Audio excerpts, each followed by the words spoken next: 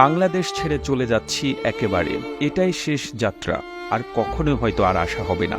২০ বছর বয়সে নিজের পরিবারের জন্য এবং নিজের ভবিষ্যৎ সুন্দর করার জন্য জার্মানিতে পাড়ি জমিয়েছিলাম। আজ থেকে ঠিক ১৫ বছর আগে ঢাকায় দুটি ফ্ল্যাট কিনেছিলাম আমার নিজের টাকায়।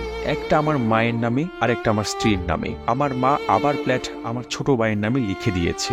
দেশে আসার পর আমার ছোট ভাইয়ের ফ্ল্যাটে আমার জায়গা নেই। তাকে আমার টাকা দিয়ে পড়াশোনা করিয়েছি, সে এখন ভালো জব করছে। আর আমার স্ত্রী আমার কেনা টাকা দিয়ে ফ্ল্যাটে আমাকে ঢুকতে দেয়নি, আমাকে দরজা থেকে কুকুরের মতো তাড়িয়ে দিয়েছে। সে আমাকে তালাক দিয়েছে বিনা কারণে। ঠিক বিনা কারণে বলা যাবে না, সে অন্য আরেকজনের সঙ্গে সম্পর্ক জড়িয়েছে।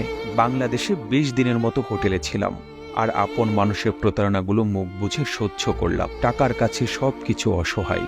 নিজের রক্তের বেঈমানি, তার উপরে নিজের আপন স্ত্রীর বেঈমানি, সবকিছু আমাকে বিপর্যস্ত করে ফেলেছে। মেন্টালি ভেঙে টুকরো টুকরো করে ফেলেছে। যে মানুষগুলোর জন্য জীবনে এতগুলো বছর নষ্ট করলাম, বিদেশে থেকে এত কিছু করলাম, সেই মানুষগুলো আমাকে টিস্যু পেপারের মতো ব্যবহার করে ছুঁড়ে ফেলে দিয়েছে। এমনটাই হওয়ার ছিল, এটাই হয়তো ভাগ্যের লেখা। আমি অনেক কষ্ট পেয়েছি, অনেক কিছু শিখেছি। তার মানে এই না আমি শেষ হয়ে গেছি, আমি নিঃস্ব হয়ে গিয়েছি। এরকম ফ্ল্যাট আরো 10টা কেনার সামর্থ্য সৃষ্টিকর্তা আমাকে দিয়েছে, কিন্তু কোনো লোভ দেয়নি, কোনো অহংকার দেয়নি। কারো প্রতি কোনো অভিযোগ নেই, কোথাও কোনো বিচার দেব না। বিচার এক জায়গায় দিয়ে রেখেছি, তিনি নিশ্চয়ই সবকিছুর ঊর্ধ্বে নিরপেক্ষ বিচারক। লেখাটি বিদেশ থেকে ফেরত আসা এক প্রবাসী ভাইয়ের জীবনের গল্প।